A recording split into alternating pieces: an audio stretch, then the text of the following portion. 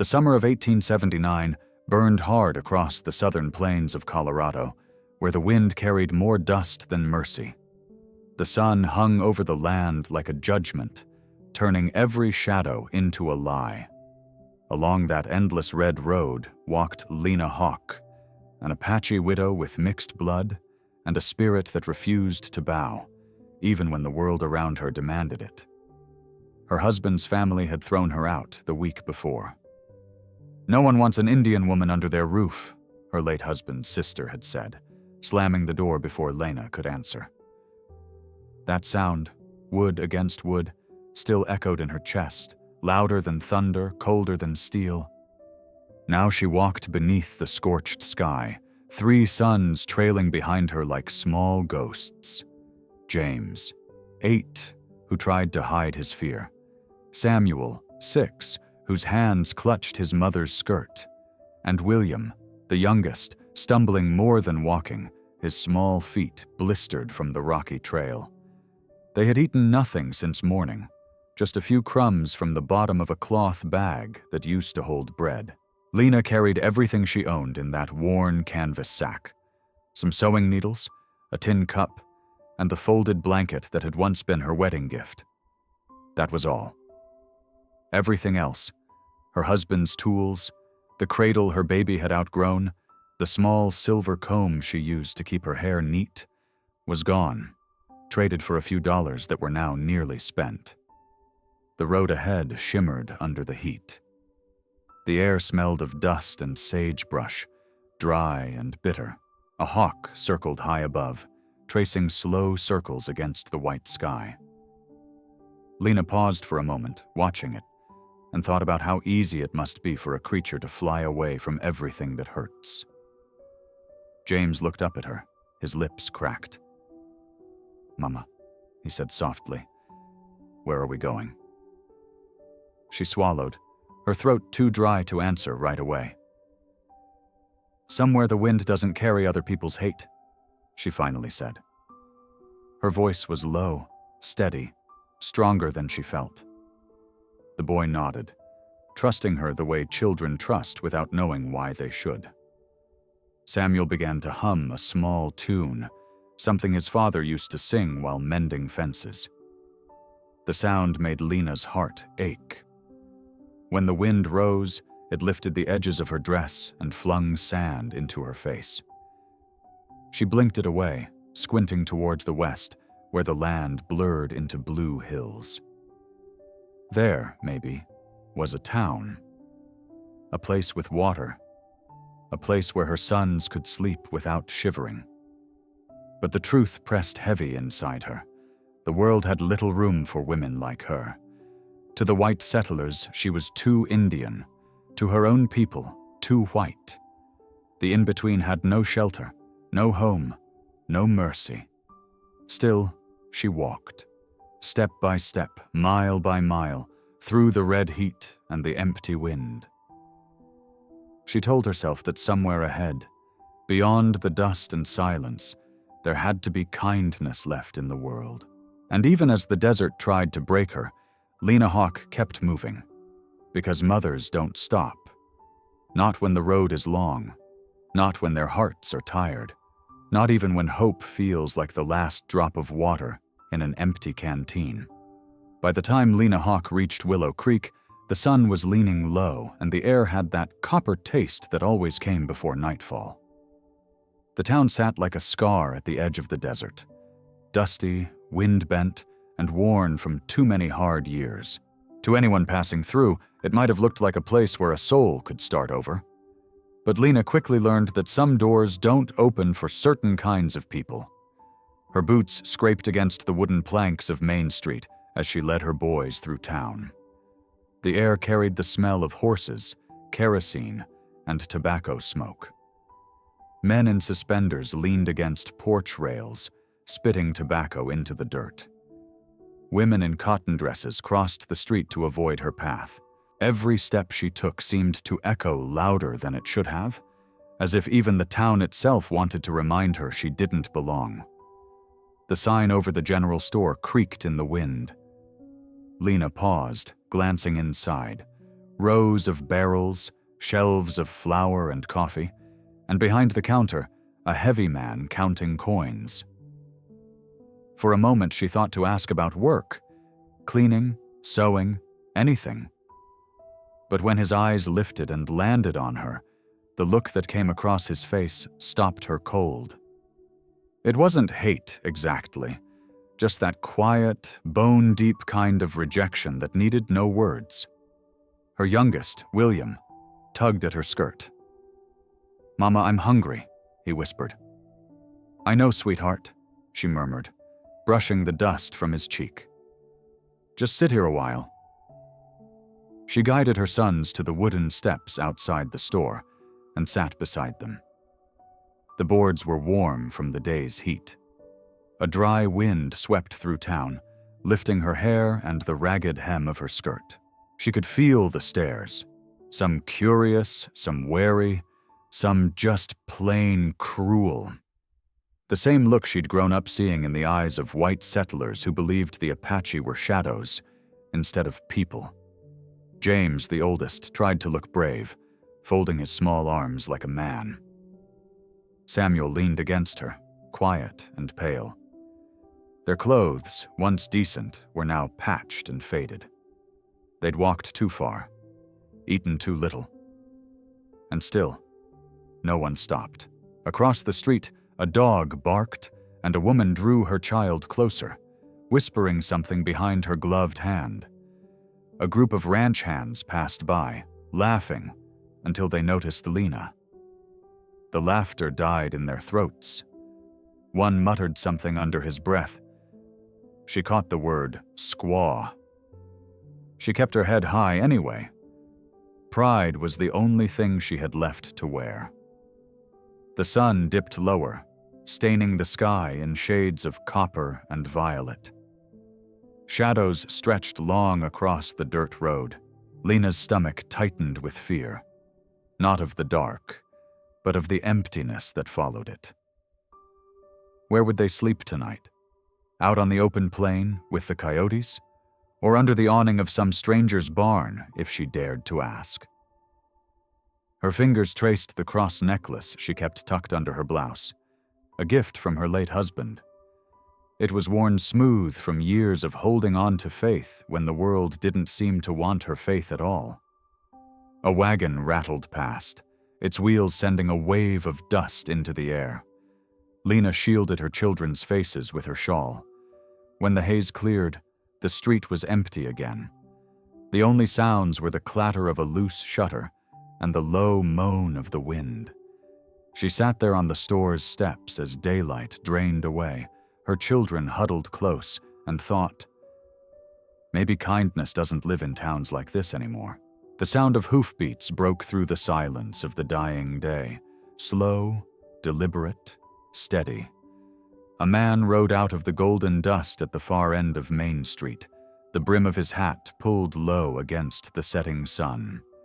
His horse, a broad-shouldered bay, moved with the easy grace of an animal that had seen its share of trails. Lena lifted her head. For a moment, she thought the stranger would ride past like everyone else. But instead, he reined in near the steps where she sat with her boys. The dust settled around them in soft swirls, catching the orange light. The man studied her quietly. He was somewhere in his 30s, face tanned and lined by the wind, his eyes the color of rain-soaked earth. He looked like someone who had spent a lifetime outdoors, a man who knew what it meant to be alone, but hadn't let it turn him bitter. "Looks like you've run out of road, ma'am," he said at last. His voice carried a low, steady drawl that matched the land, calm, weathered, and unhurried. Lena's hand tightened on her youngest son's shoulder. "We're just resting," she answered softly, though she knew that was only half true. The man nodded once, his gaze flicking from her to the 3 boys pressed against her sides. There was no pity in his eyes, and that alone made her throat tighten. He looked at her as though she were simply another traveler caught between storms, not a burden, not a mistake. "My name's Dawson Baxter," he said, tipping his hat slightly. "I own the Circle B ranch about 6 miles west of here." She didn't respond right away. Names in this country could be a kind of weapon or a promise. He seemed to sense that and went on, gentle but direct. "Storm's rolling in fast from the mountains. Got a cabin sitting empty. Dry roof, wood stove, plenty of room for a mother and her boys. You can stay the night." Lena looked past him, toward the dark bruise spreading across the sky. She could already smell the rain, sharp and metallic. The boys shivered against her. Every part of her wanted to refuse. She had been turned away too many times to believe in kindness without a price. Still, something in the man's tone cut through her fear. It wasn't charity. It was invitation. He spoke like someone who'd known what it was to lose, and had decided that helping was the only way to stay human. "I don't want to trouble you," she said, lifting her chin. He shook his head. "You won't. Cabin's been empty too long. Feels wrong, leaving it that way with a storm coming." The sky rumbled then, a long, low growl that made the horses in the hitching posts down the street stamp and snort. Dawson turned in the saddle, scanning the horizon. The wind picked up, carrying the scent of wet earth and lightning. He extended a calloused hand. "Come on, let's get you out of this before it breaks." Lena hesitated only a second more, then gathered the boys. As she placed her hand in his, the first drops of rain began to fall, fat and cold, darkening the dust beneath their feet. And though she didn't know it yet, that single choice, taking the cowboy's hand beneath the thunderclouds, would change the course of her life forever. The storm broke just as Dawson's wagon rattled through the gates of Circle B Ranch. Lightning ripped across the violet sky, and thunder rolled down from the mountains like an angry god. Rain came hard and fast, slapping the canvas cover and drenching the world in silver. The ranch stretched wide beneath the storm. Rolling pastures, split-rail fences, barns standing like dark giants against the horizon. To Lena, it looked endless and wild, the kind of place where the land itself decided who stayed and who didn't. When they stopped in front of a long porch glowing with lamplight, a stout woman stepped out, wrapping a shawl tight around her shoulders. Her gray hair was braided neatly, her eyes sharp as a hawk's. "Mrs. Abernathy," Dawson called over the rain, "got some company for the night?" The woman squinted toward the wagon. The moment she saw Lena, sopping wet, skin bronzed by the sun, 3 shivering boys huddled under a blanket, her mouth pressed into a thin line. For half a breath, she said nothing. Then she sighed, her tone softening. "Inside now. No child sleeps in the rain." Lena helped her sons down from the wagon. The youngest stumbled, and Mrs. Abernathy, despite herself, reached out to steady him. The warmth of her hand was rough but real. They stepped into the small foreman's cabin, and the smell of wood smoke and stew hit Lena like a memory of gentler days.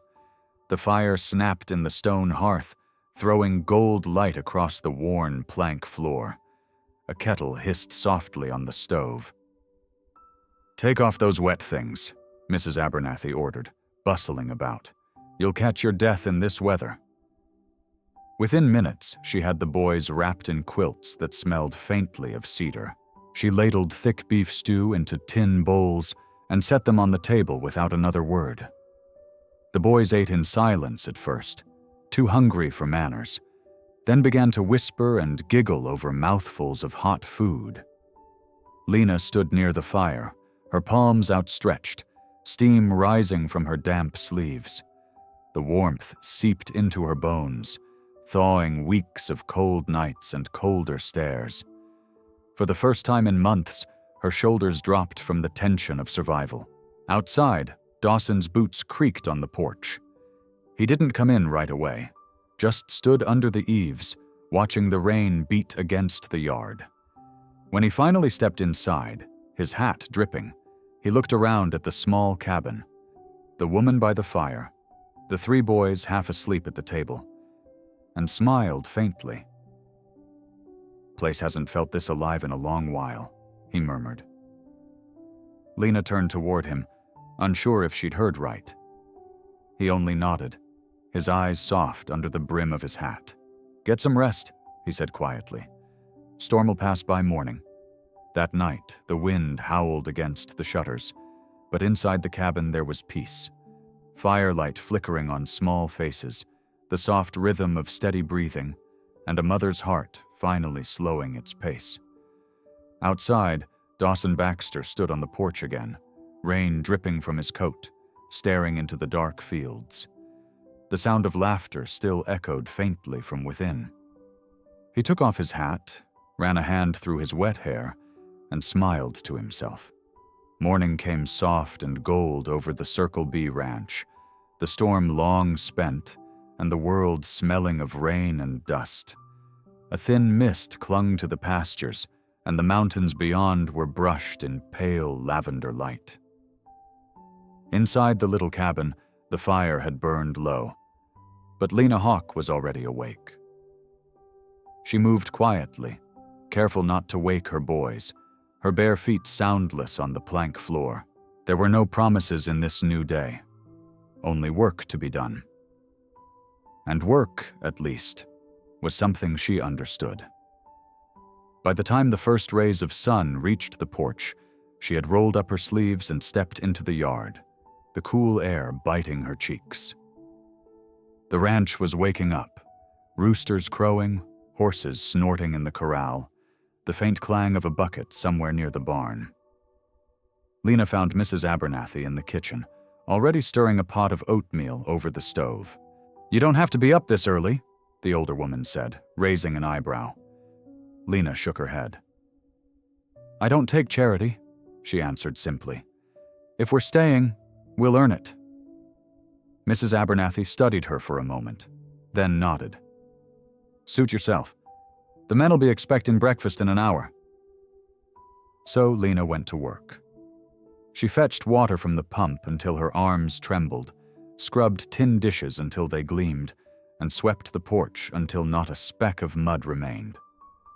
When the ranch hands tramped in for breakfast, boots heavy with clay, hats dripping dew, they paused at the sight of her behind the counter, ladling out steaming plates of food. A few whispered to one another, but Dawson's quiet presence at the doorway kept their curiosity in check. After breakfast, Lena carried laundry out to the yard. The sun had broken through by then, and she worked methodically, washing, wringing, hanging each shirt on the line, her motions sure and practiced. Beyond the fences, cattle grazed lazily, their low calls blending with the rhythm of the wind. From the ridge near the barn, Dawson Baxter watched. He had meant to head out early to check the western pasture, but something in the sight of that slender woman working with quiet determination stopped him. She moved like she'd been built from grit and grace. No hesitation, no pretense, just steady purpose. In a land that often broke people before it fed them, she carried herself with a dignity that didn't demand attention. It simply existed. When he approached, she was on her knees, scrubbing the porch step, strands of black hair slipping from her braid. He cleared his throat. "You don't have to do all this," he said. Lena looked up, her dark eyes calm. "Maybe not," she replied, "but it needs doing." He almost smiled. "You plan on fixing the whole ranch by yourself?" "Only the parts I can reach," she said, returning to her work. Something in that answer lodged deep inside him.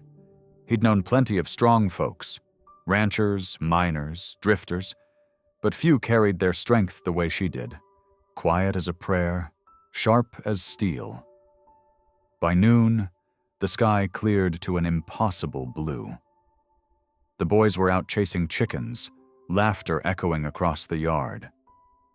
Dawson leaned against the porch rail, arms crossed, watching them. When Lena passed by with a basket of linens, he said softly, Seems they're settling in." She paused, following his gaze. The sight of her children smiling again pulled at her chest. "They haven't laughed like that in months," she said. He tipped his hat. "Then maybe this place was waiting for you." Lena looked at him, unsure how to answer.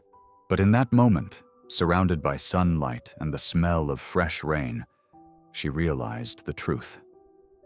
This ranch wasn't just shelter anymore.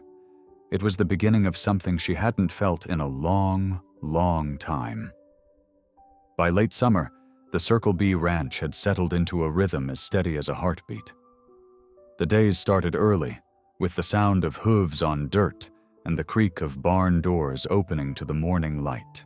And somewhere among it all, amid the smell of leather, hay, and sun-baked earth, Lena Hawk and her 3 boys found their place. Dawson Baxter had a way of teaching without ever raising his voice. He took the boys under his wing the way a good rancher gentles a colt. Patient, watchful, never pushing too hard. James, the eldest, had a sharp eye and a serious mind. Dawson showed him how to tie a proper cinch knot and how to read the sky for weather. Samuel, curious and restless, learned to mend fences and help the blacksmith in the shed. And little William, barefoot, fearless, full of questions, followed Dawson everywhere like a shadow. "Every cowboy starts small," Dawson told them one afternoon as they brushed down a bay mare. "Even a man with calloused hands had to learn how to fall first." The boys laughed, and for the first time in years, their laughter carried no fear. Just the sound of being young. Lena watched from the porch, a basket of laundry in her lap, the setting sun burning copper behind her. She had kept her distance at first, wary of the quiet cowboy who had given them shelter. But something in his steadiness disarmed her. He wasn't a man who tried to fix broken things with words. He just showed up, day after day, proving through small acts that kindness could be honest. Every evening, after supper and chores, they sat on the porch together. The boys would doze off near the steps while the crickets tuned their song and the wind slipped soft through the cottonwoods. Dawson would lean back in his chair, boots crossed, watching the red horizon fade into purple shadow. "Never seen skies like these anywhere else," he'd say in that slow drawl of his. "Makes a man remember there's still good left in the world." Lena would nod, her hands folded around a cup of coffee gone cold. "I used to think the sky hated me," she said once, eyes distant. "Always following me, never giving shade." He turned toward her, the brim of his hat dipping. "Maybe it was waiting for you to stop running." The words hung between them, quiet and heavy, like a truth neither wanted to break. As the days passed, Lena noticed the way the ranch hands no longer stared at her with suspicion. They greeted her sons by name, tipped their hats to her in passing. She no longer felt the need to keep her head bowed when walking through town. Here, on this stretch of land, she was not a half-blood widow to be pitied or judged. She was part of something living, something that didn't ask who she used to be.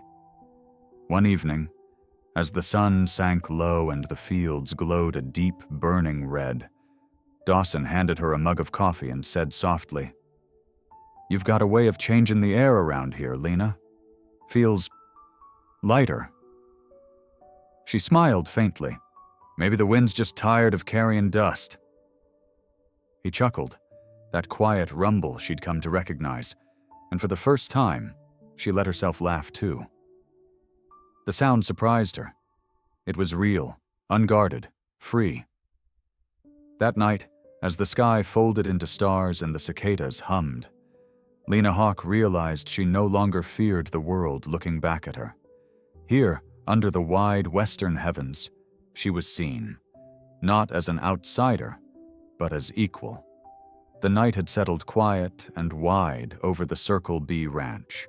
A low wind carried the scent of sage and mesquite across the porch where Lena and Dawson sat, their coffee cups cooling between them. The lantern hanging above swayed gently, casting slow, golden light that made the world outside seem softer than it really was. The boys had long gone to bed, their laughter still faintly echoing through the cabin walls. Out in the dark fields, crickets sang, and the distant hum of cattle rolled across the land like a lullaby. For a while, neither of them spoke. Dawson was a man who'd learned that silence could say more than words ever could, and Lena had grown used to filling her own silence with worry. But tonight felt different, calmer, safer, as if the walls around her heart had loosened their grip. "Where'd you live before you came here?" Dawson finally asked. His tone was soft, not prying, just curious in that patient way of his. Lena's fingers tightened around her cup. She stared into the firelight, watching the thin lines of smoke twist upward. Her voice trembled when she answered. "In a white house, one my husband built himself. It sat on a hill above the mill where he worked." She paused, swallowing hard. "When he died, they told me I wasn't good enough to stay there. Said that house wasn't meant for an Apache woman. Said the blood in my veins made me less than him." Her words broke off into a fragile silence. Only the wind filled it, whispering through the porch rails. Dawson's jaw tightened. He looked out toward the dark horizon for a long moment before saying quietly, "There's folks in this world who use blood to measure worth. I've never known one of them to have a heart worth listening to." Lena turned toward him, eyes glistening in the lantern light. "You don't care about that?" He shook his head. "Blood don't tell a man's story. It's what's inside that does. Out here, the land don't care what color a person is. It only cares if you've got enough fight to make it through another day." The words hit her deeper than he knew. All her life, she'd been running from the shame that others had painted onto her skin. And now, sitting there on that porch, she felt the first crack of light breaking through years of darkness. Her throat tightened as tears welled up. She turned her face away, ashamed of the weakness, but Dawson reached over and laid his rough, calloused hand gently on hers. "You ain't got nothing to prove here, Lena," he said softly. "Not to me, not to anyone."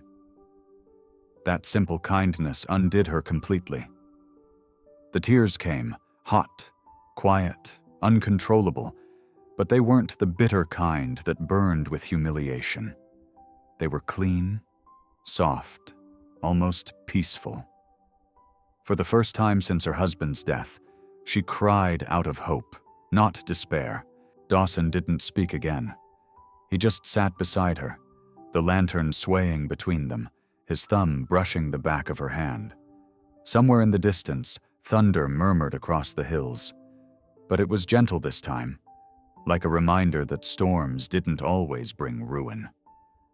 When Lena finally looked up, she found Dawson watching her, his expression steady, full of something she hadn't seen in a long time. Understanding. For the first time in years, Lena Hawke didn't feel half of anything. Half Apache, half widow, half woman. She felt whole. And as the lantern light flickered between them, she realized that maybe, just maybe, this was the beginning of healing she'd never dared to believe she deserved. Winter swept across the Colorado plains like a thief in the night. Cold, relentless, and uninvited.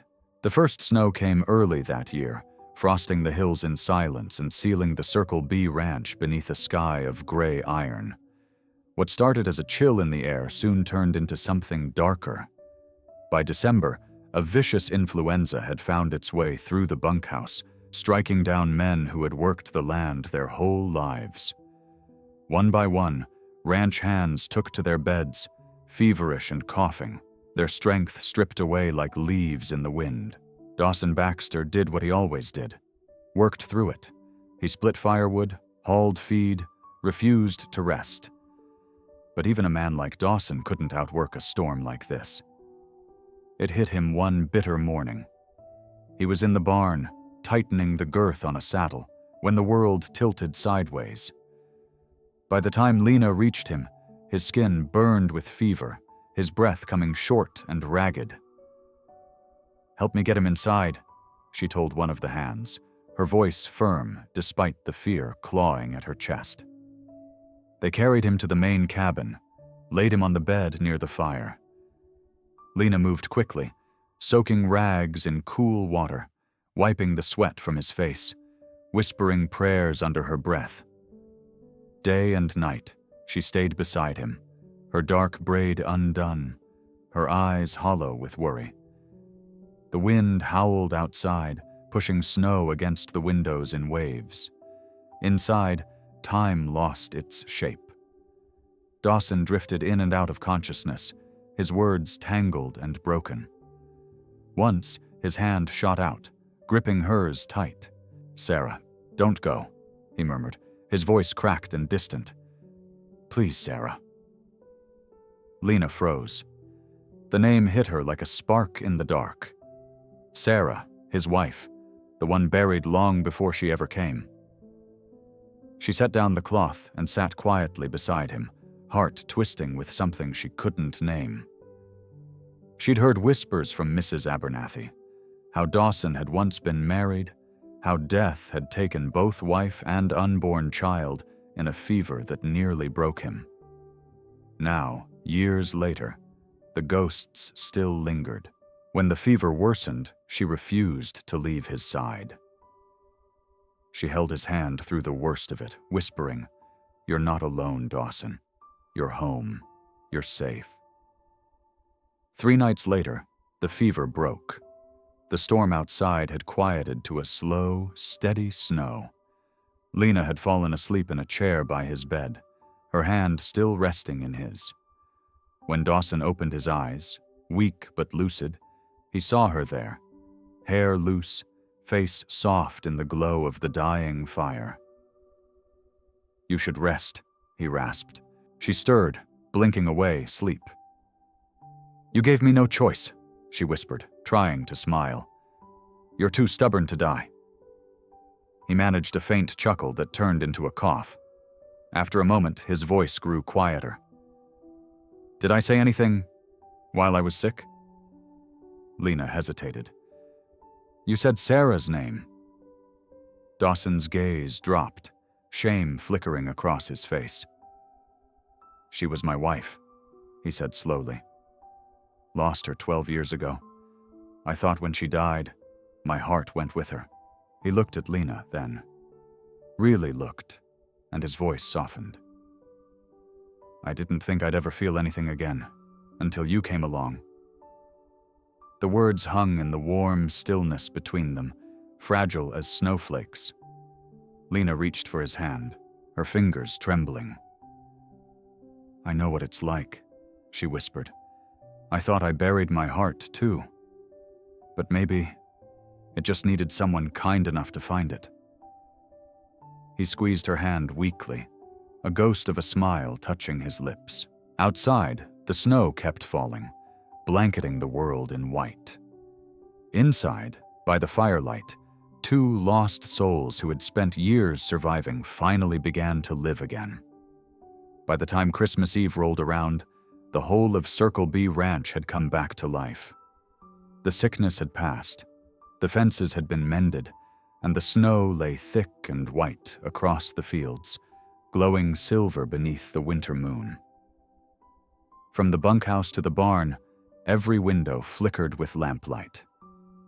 The air outside was sharp and clean, filled with the scent of pine and wood smoke. Inside the big house, laughter echoed.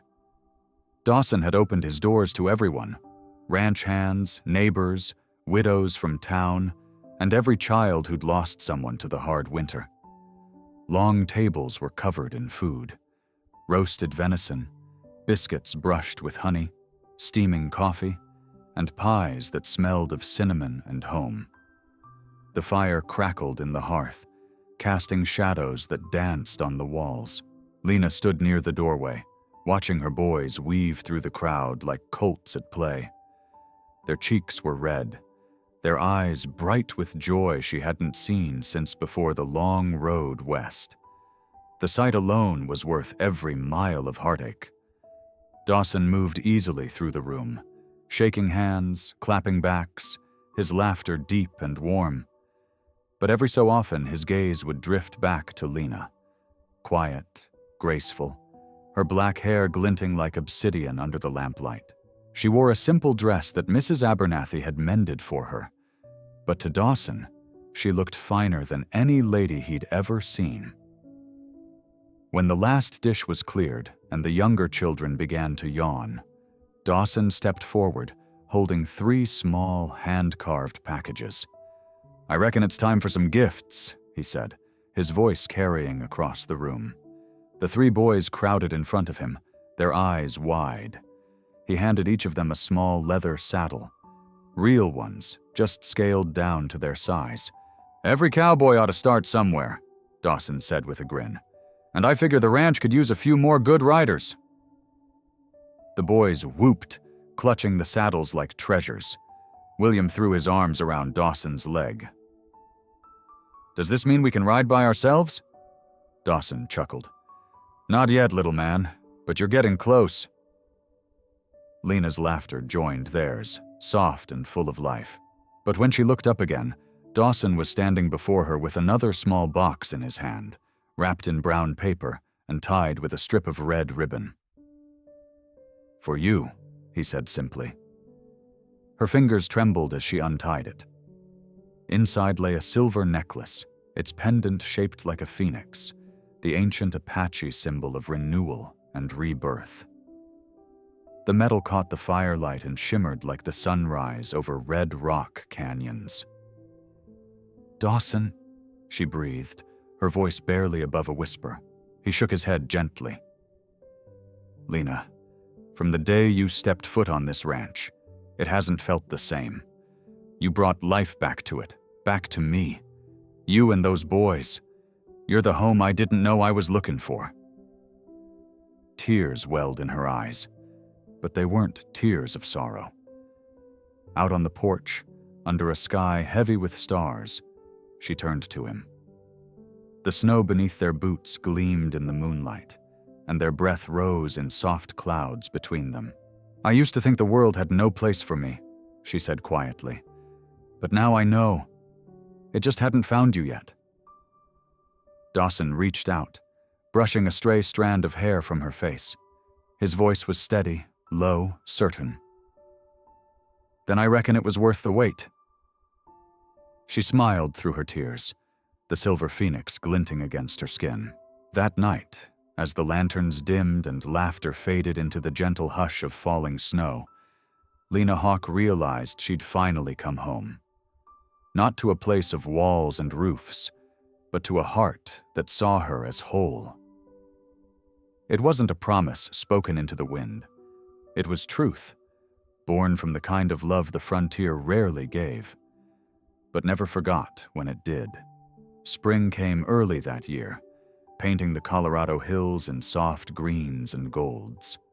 The snow melted from the ridges, feeding the creeks that ran clear again, and the air filled with the scent of sage and wildflowers. On the Circle B ranch, everything felt new, reborn. And on one bright Sunday morning, Lena Hawk became Mrs. Dawson Baxter.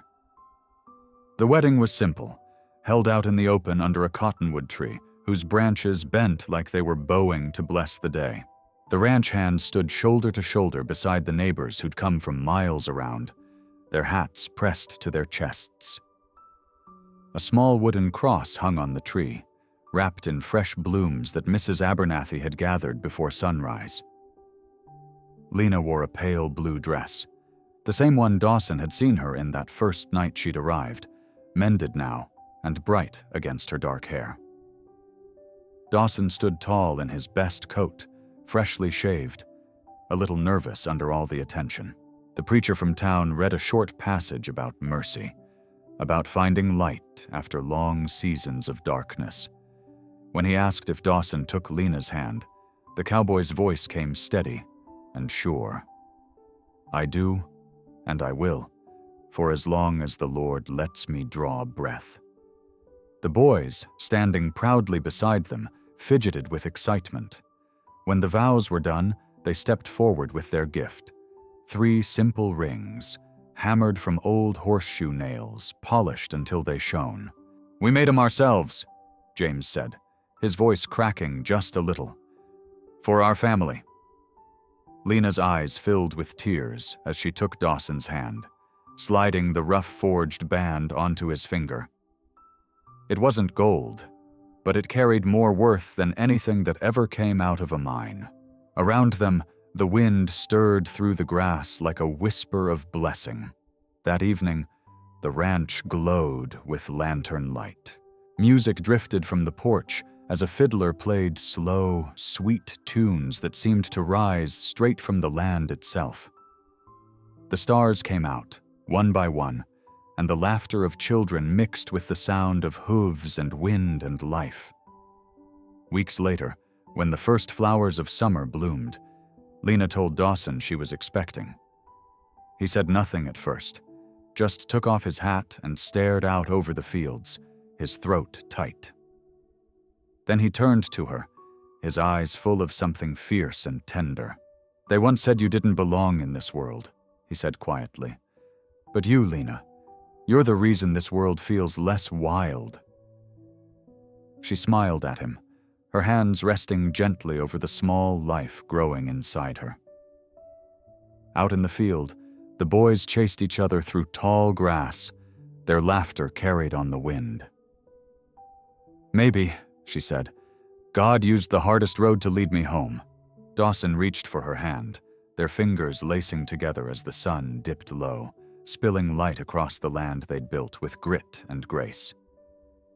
The ranch stretched before them, miles of earth that once felt empty but now pulsed with belonging.